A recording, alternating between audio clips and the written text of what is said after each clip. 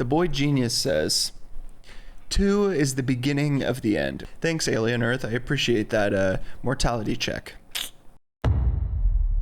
In my opinion, the star of this week's episode is Mr. Timothy Olyphant, or as my notes autocorrect like to say, Timmy Symphony. Just his lines about, so she's gonna, invent faster than light travel and live thousands of years and travel the stars, and you want her to be a family? Like, the delivery on that line, all of his stuff was so good in this episode. He wasn't in a ton of it, but there's obviously some ulterior motives going on with him. I think it might just be how much he hates the boy genius, but we'll see what his motives are. It might be simple, might be more complicated. Damn, dude. Marcy, Wendy, and her silly love for this xenomorph and her mom instincts are gonna be such a problem for humanity. I love that she always refers to Cavalier as the boy genius.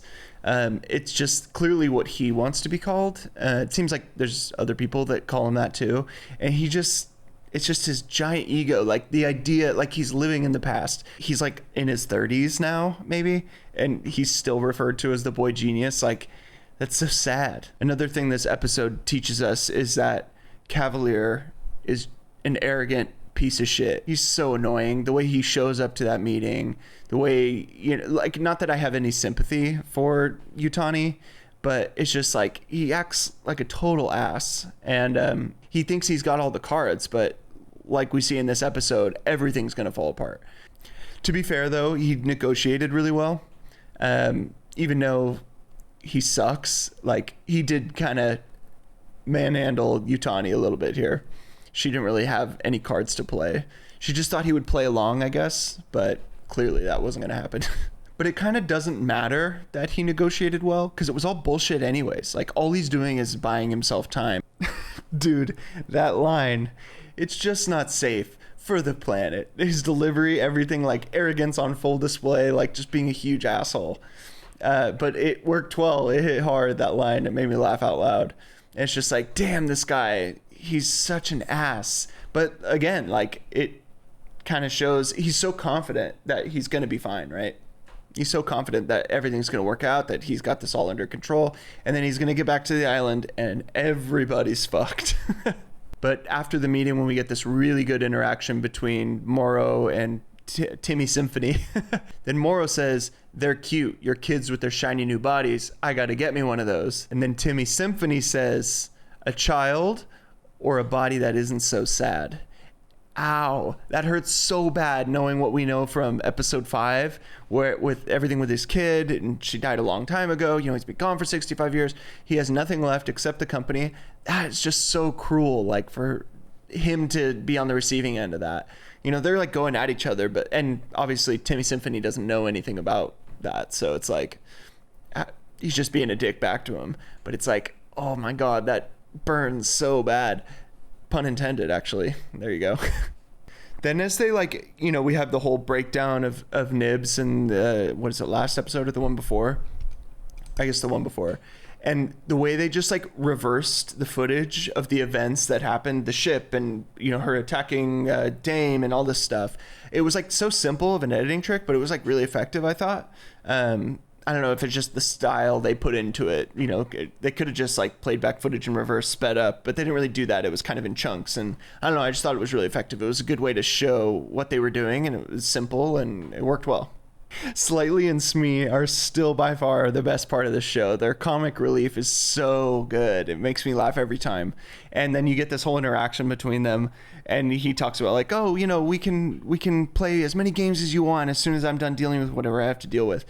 And he, like, folds his arms and he's like, it's so funny. Like, they just do such a good job. Like, obviously these are, like, grown dudes, and they just do such a good job of pretending to be kids. And yeah, I have, like, a 2-year-old at home. I know exactly that kind of stuff, and he just does it so well. It was so funny. I was laughing the whole time. By the way, there's this part in the show when Hermit and his old crew are walking around the property, around the island, and they put on these ponchos. They are the coolest ponchos I have ever seen. They're so cool. I loved them. I hope they sell them as merch or something. That would be so sick. I got to get me one of them ponchos. Those were really dope. Whenever Wendy is clickety clacking to the Xeno, like I was just wondering, what is she saying? Like, we're not meant to know, and it's some crazy alien language, right? But it's like, I wonder what she's communicating to it, because it's obviously giving her that she's understanding it, I think, because it's giving her this idea that they're just gentle creatures, right? They just do what any animal would do, is they hunt and all these kinds of things. And it's like, you know, Hermit says, oh, well, they're trying to kill us. And she's like, oh, well, you know, well, other animals try to kill us too. It's like, she's obviously, is it just the idea that she's feels like a mother figure to this Xeno, that she's like, oh, they're not so bad? Or is it something that they're communicating to each other? Maybe we'll find out in the future. But as of now, I was thinking the whole time, like, what is she saying? What is this? I want to know. When our favorite hybrid lab assistant decides to go into the lab by himself and doesn't want any help, you just know something bad's going to happen. At first, I thought it would just be that T. Ocelus would get out, because that stupid goat with the eyes just standing there watching everybody. It's obviously really intelligent. And at some point you think it's going to get out. So I assume that was what was going to happen. But then you think back to, what's the episode called? It's called The Fly. We knew there were flies. We haven't seen much of them yet. And damn, did that stuff deliver. And just the fact that he messed up so bad, it went so bad. It was awesome though. The way the fly like devours his face, and that was crazy the way that all played out. I love that scene. But dude, those flies are so disgusting. It, like, the back half of the fly looks like a fly. It doesn't look, you know, like anything else. It just looks like a regular giant fly. But that sack under its face and then the tongue thing that comes out, absolute nightmare fuel. That was awful. I'm going to be dreaming about that one for sure. That sucked. I think it's obvious at this point that using kids to create hybrids was a terrible fucking idea. I don't know what the logic was behind it, why they chose kids. Maybe the mind is more malleable, so it could, you know, be transferred over or copied or whatever to the hybrid body. But I think it's obvious at this point, it was such a bad idea. They're just not developed minds, and just everything that's happening with Nibs and the mistakes that are being made by them, and the, you know, or even the compromised Arush and all this stuff, right? Like, everything is going wrong. And it definitely seems like maybe kids were a bad choice. Milk was a bad choice. It really makes me think that the only reason that they chose kids, because I can't think of a better reason, is that Cavalier just really likes the idea of the Lost Boys and of the story of Peter Pan. Just his ego, his identity is so wrapped up into it. And he really wanted his own Wendy. He really wanted his own Lost Boys. And that seems like the only reason they went with kids. There could be deeper logic to it, but I don't see it.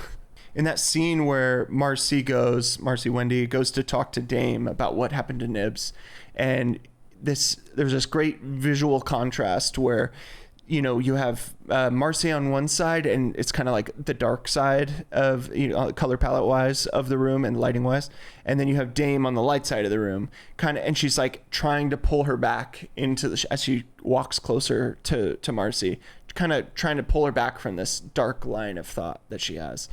And it's just, I don't know, I really like that visual storytelling there and the production design of having, you know, the set split like that. And it was cool because you don't really notice that before, but then when they frame the shot that way, and then you get these two sides of the office that are contrasting really well, it was just nice, a nice touch, and I thought that was effective.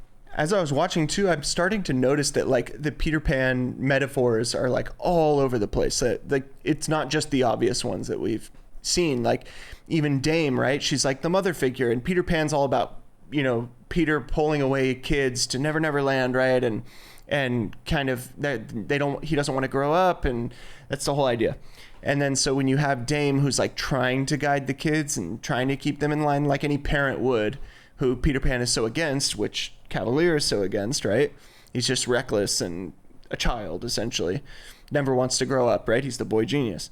And just the fact that she's like trying to save these kids. She's trying to look out for them, and they just keep drifting further away into Neverland with Peter Pan, and it's going to get everybody killed. I doubt there's going to be many of the hybrids. I hope like Smee and Slightly end up okay, but a lot of these hybrids are going to end up dead by the end of the season. Another great episode.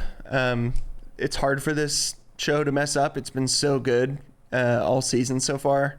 Just gets me excited. I think, next episode is 7, and then we have 8, which is the season finale.